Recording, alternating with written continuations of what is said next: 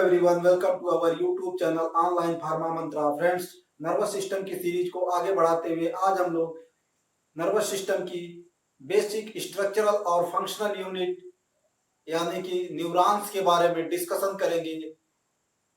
Neurons का structure क्या होता है, न्यूरॉन्स के क्या फंक्शन होते हैं, इसके बारे में हम लोग डिस्कस करेंगे।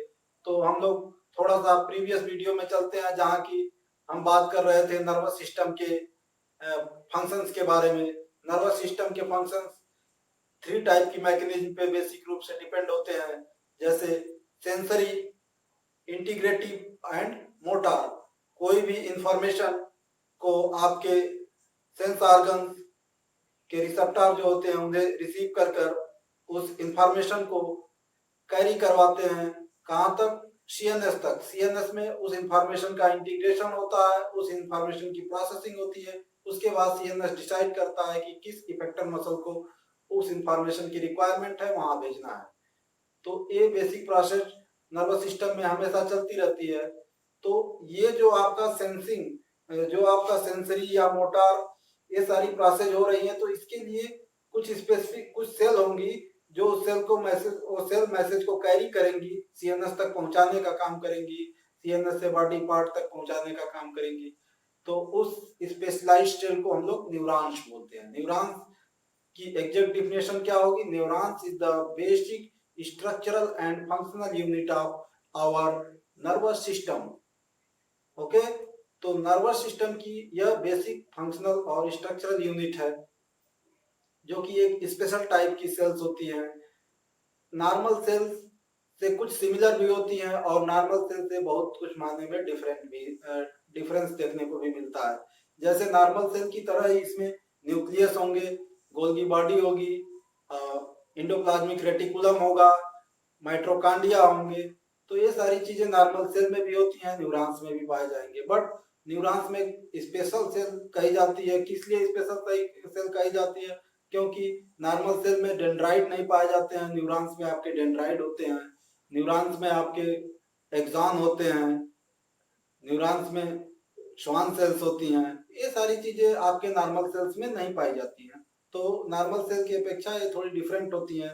नॉर्मल सेल में आपकी जो भी एक्टिविटी होती है, जो भी इंफॉर्मेशन कैरी होता है, नॉर्मल सेल बहुत ही स्लो एक्टिविटी के साथ इंफॉर्मेशन को कैरी करती है। बट आपका जो न्यूरॉन्स होते हैं ये इंस्टेंट एक्टिविटी परफॉर्म करते हैं।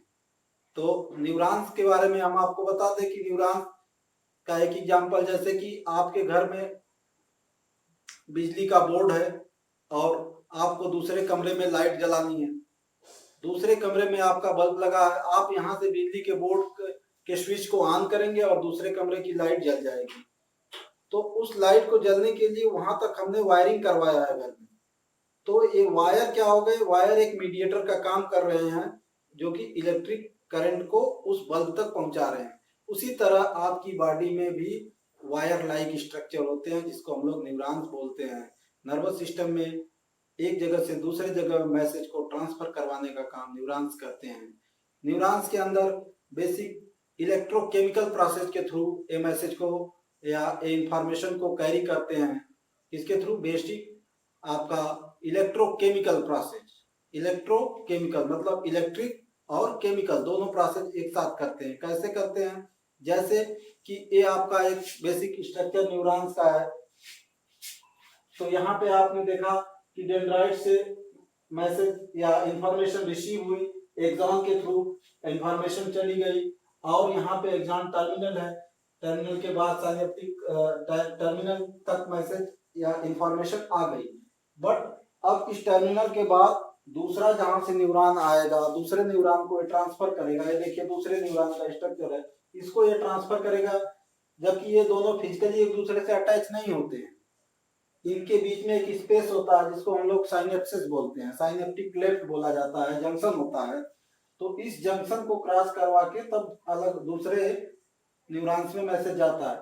तो यहाँ तक तो एक इलेक्ट्रिक सिग्नल के रूप में आया, आपका एक्सॉन टर्मिनल तक एक इलेक्ट्रिक सिग्नल के रूप में आया। बट साइनेप्टिक क्लेफ्ट में आपके जो वेसिकल्स होते हैं, साइनेप्टिक वेसिकल्स होते हैं, उसमें कुछ केमिकल्स अवेलेबल होते हैं। वो केमिकल्स डिसाइड करते हैं कि इस इंपल्स को किस तरह दूसरे न्यूरॉन्स में ट्रांसफर करना है।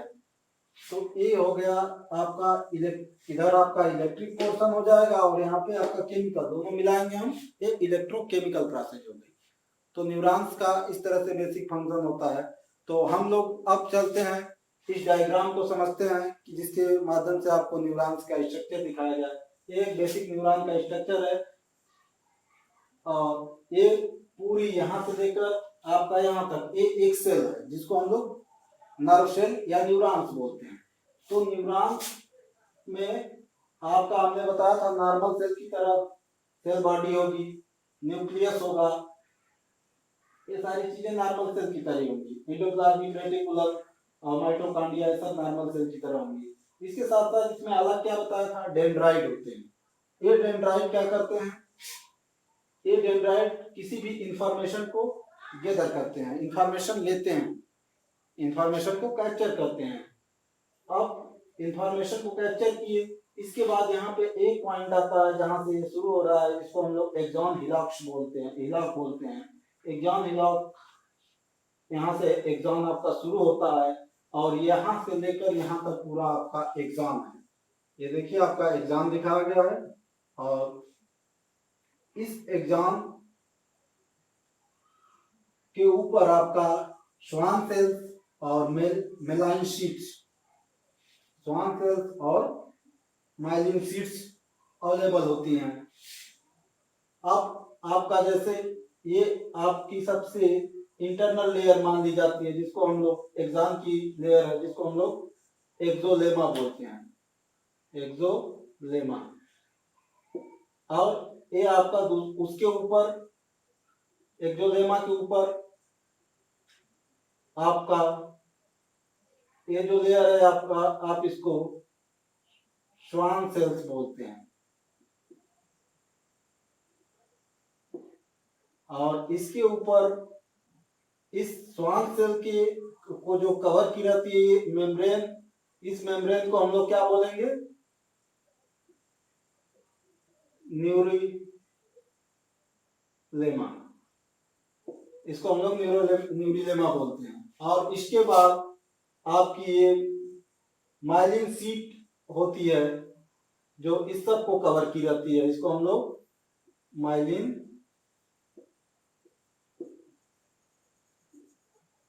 शीट बोलते हैं। ओके, तो ये आपका नॉर्मल एग्जाम में ये आपको दिखाई नहीं देगा कि एग्जाम की एक्सोलेमा लेयर कहाँ है और एग्जाम की श्वान सेल्स कहाँ है। बट यहाँ पे डायग्राम के थ्रू में आप देख रहे हैं कि एग्जाम को सबसे पहली लेयर क्या थी, एक्सोलेमा को किसने कवर किया है, श्वान सेल्स ने कवर किया है। आपने यहाँ पे देखा श्वान सेल्स ने एक्सोलेमा कवर किया है। अब इस श्वान सेल्स के ऊपर आपको बताया न्यूरिलेमा के जस्ट बाहर आपकी माइलिन शीट्स अवेलेबल होती हैं। ये माइलिन शीट्स एक तरह का इंसुलेटर का काम करती है। इंसुलेटर का काम करती है मतलब करंट को या इंफॉर्मेशन को लीक ना होने देने का काम करती हैं ये माइलिन शीट्स। और इस वजह से यहाँ पे ये इंफॉर्मेशन ट्रांसफर होकर जाती है। और इसके बीच में आपका देखेंगे नोड ऑफ रेनिवियर लगा होता है, जो बीच बीच में ये स्पेस होता है, इस स्पेस में माइलिन शीट्स, और माइलिन शीट्स इस स्पेस में नहीं होती है। जो ये नोड्स एक्सोलेमा के नोड्स होते हैं, ये नोड्स आपको, इसको हम क्या बोलते हैं, नोड ऑफ रेनवियर। और नोड ऑफ रेनवियर के बाद फिर आप देखेंगे तो यहाँ पे एक्सॉन टर्मिनल है और ये न्यूरॉन्स का लास्ट पोर्शन होता है। इस टर्मिनल तक इंफॉर्मेशन आती है। तो कैसे आती है, डेंड्राइट ने कैप्चर किया, डेंड्राइट से एक्सॉन लेगा, एक्सॉन उसको एक्सॉन के थ्रू वो इम्पल्स आगे की तरफ फॉरवर्ड होगी।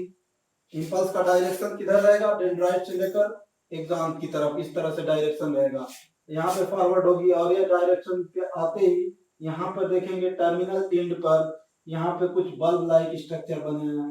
ओके, तो ये बल्ब लाइक स्ट्रक्चर कहाँ जाके खत्म होते हैं, साइनेप्टिक क्लेफ्ट के बाद। अब यहाँ पे आपको बता दे ये न्यूरॉन खत्म है तो अगला न्यूरॉन भी आएगा, इससे इंफॉर्मेशन लेगा, भाई ये एक दूसरे को इंफॉर्मेशन ट्रांसफर करते रहते हैं। बट यहाँ पे क्या होता है कि ये जो बीच का स्पेस होता है, यह स्पेस ही रह जाता है। ये दोनों एक दूसरे से फिजिकली अटैच नहीं हो पाते हैं। फिजिकली अटैच नहीं होने के कारण इस ये स्पेस खाली रहता है, और इस स्पेस में आपका साइनेप्टिक वेसिकल्स पाए जाते हैं। उस वेसिकल्स में आपके केमिकल्स पाए जाते हैं, जिन केमिकल को हम लोग बोलते हैं न्यूरोट्रांसमीटर। तो ये क्या करते हैं, इलेक्ट्रिक इंपल्स यहाँ तक आई, और यहाँ पे जो केमिकल्स अवेलेबल हैं, ये केमिकल्स उस इलेक्ट्रिक इंपल्स के साथ कंबाइंड होकर आगे की तरफ इंफॉर्मेशन को फॉरवर्ड करते हैं, मतलब दूसरे न्यूरॉन्स के डेंड्राइट को इंफॉर्मेशन देंगे। सेम उसी तरह इसमें भी प्रोसेस होगा, और यहाँ पे आके इस तरह से काम होगा। यहाँ पे आपका फिर दूसरी न्यूरॉन्स इसी तरह जुड़ते जाएंगे, ये आपकी श्रृंखला चलती रहेगी। तो आपको स्ट्रक्चर के बारे में समझ में आया होगा कि स्ट्रक्चर में मेन पार्ट डेंड्राइट होता है। डेंड्राइट जो कि इंफॉर्मेशन को गैदर करता है, इंफॉर्मेशन लेता है दूसरे न्यूरॉन से। जैसे यहाँ का न्यूरॉन देखिए, इस न्यूरॉन से इंफॉर्मेशन ले रहा है, तो डेंड्राइट के बाद इंफॉर्मेशन एक्सॉन के थ्रू आगे की तरफ फॉरवर्ड होती है। उस फॉरवर्डिंग के दौरान आप देख रहे हो कि इसमें श्वान सेल्स और माइलिन शीट्स पाई जाती हैं। ये माइलिन शीट्स पाई भी जा सकती हैं और नहीं भी पाई जा सकती हैं। ये माइलिन शीट्स कोई जरूरी नहीं है कि माइलिन शीट्स हर न्यूरॉन्स में अवेलेबल ही हो। ये श्वान सेल्स ही यहाँ पे आप देख रहे हो, श्वान सेल्स जो दिखाया गया है, ये श्वान सेल्स ही अपना फैटी मटेरियल सीक्रेट करती रहती है, जिसकी वजह से फैटी मटेरियल रैपिंग करते हुए श्वान सेल के ऊपर आ जाता है और ये माइलिन शीट का बना देता है। और ये माइलिन शीट एज इंसुलेटर का काम करती हैं। ये इंसुलेटर इस तरह का इंसुलेटर होता है कि इंफॉर्मेशन यहाँ से लीक न करने पाए, इंफॉर्मेशन प्रॉपर वे में इंफॉर्मेशन की पूरी स्ट्रेंथ हो, इसलिए ये सारी चीजें जरूरी होती हैं। इस इंफॉर्मेशन को लीकेज से बचाने के लिए इसकी रिक्वायरमेंट पड़ती है। माइलिन शीट्स, श्वान सेल्स ये सब सपोर्ट करती हैं इस काम में। तो माइलिन शीट्स के बारे में आप लोगों को पता हो गया कि माइलिन शीट्स हो भी सकती है और नहीं भी हो सकती है। बट आप श्वान सेल्स होंगी, एक्सॉन हिलॉक होंगे, डेंड्राइट होंगे, नोड ऑफ रेनवियर होंगे, ये सारी चीजें होंगी। माइलिन शीट कोई कंफर्म नहीं होता है कि हर न्यूरॉन्स में मिलेगी। अब इसके बाद जब ये माइलिन शीट बन के तैयार हो जाती है, तो इसमें क्या होता है, इसमें इंफॉर्मेशन या इंपल्स कैसे जाएगी। देखिए जैसे यहाँ पे कोई इंपल्स आई है यहाँ तक इस एग्जाम में, तो ये एग्जाम से इंफॉर्मेशन जंपिंग प्रोसेस के थ्रू इस नोड ऑफ रेनवियर के पास जाएगी, फिर यहाँ से जंपिंग करेगी इस नोड ऑफ रेनवियर, इस तरह से जंपिंग करती हुई आगे की तरफ मूव करेगी। तो जंपिंग करने के वजह से ये नॉर्मल जिसमें माइलिन शीट नहीं है जिस न्यूरॉन में, उस न्यूरॉन से इसकी स्पीड ज्यादा होगी।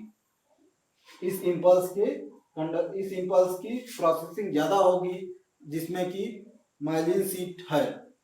तो माइलिन शीट होने से क्या फायदा मिला आपका, माइलिन शीट होने से एक फायदा मिला कि इंफॉर्मेशन फास्ट जाती है और नॉन माइलिनेटेड न्यूरॉन्स में इंफॉर्मेशन स्लो जाती है।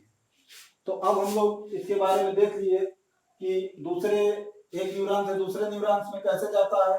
ये मान लीजिए प्री साइनेप्टिक न्यूरॉन है, मतलब साइनेप्सिस के पहले वाला न्यूरॉन, और एक पोस्ट साइनेप्टिक न्यूरॉन है, बीच में साइनेप्टिक लेफ्ट होता है जिसको हम जो जंक्शन बोलते हैं। इस साइनेप्टिक जंक्शन जिसको साइनेप्टिक लेफ्ट बोला जाता है, इस जंक्शन में आपके केमिकल्स होते हैं। इस इलेक्ट्रिक प्रोसेस को इस केमिकल प्रोसेस से कंबाइन करके अगले न्यूरॉन्स में इंफॉर्मेशन को सेंड किया जाता है। तो ये आपका बेसिक स्ट्रक्चर हो गया, साथ साथ फंक्शन भी आपको बताया गया। अब हम लोग देखेंगे टाइप्स ऑफ न्यूरॉन, न्यूरॉन्स के कौन से टाइप्स होते हैं on the basis of their extension और स्ट्रक्चर, उनके कितने एक्सटेंशन होते हैं। जैसे यहाँ पे डेंड्राइट का एक्सटेंशन हो गया, एक्सॉन का एक्सटेंशन हो गया, इसके बेसिस पे आप कर सकते हो स्ट्रक्चर के बेसिस पे। स्ट्रक्चर के बेसिस पे आप देखोगे तो एनाटॉमिक न्यूरॉन्स। एनाटॉमिक न्यूरॉन्स का बेस्ट एग्जांपल आपका हाइड्रा होता है। इस न्यूरॉन्स में क्या होता है, एक्सॉन और डेंड्राइट, एक्सॉन और डेंड्रॉन ये दोनों एब्सेंट होते हैं। फिर यूनिपोलर न्यूरॉन्स, यूनिपोलर मतलब सिंगल पोल की बात की जा रही है। यूनिपोलर न्यूरॉन्स में आपका बेस्ट एग्जांपल आपका nervous system of embryo, female में एम्ब्रियो का जो नर्वस सिस्टम होता है वो यूनिपोलर होता है, एक ही डायरेक्शन में होता है। ओके, जैसे वन एक्सॉन प्रेजेंट, इसमें यूनिपोलर में एक एक्सॉन प्रेजेंट होगा। बाइपोलर में, बाइपोलर का बेस्ट एग्जांपल आपका आई की रेटिना, आई की रेटिना होती है, जो रेटिना की नर्व्स होती हैं वो बाइपोलर न्यूरॉन की तरह होती हैं। जैसे इसमें क्या होता है, बाइपोलर में एक एक्सॉन और एक डेंड्रॉन प्रेजेंट होता है।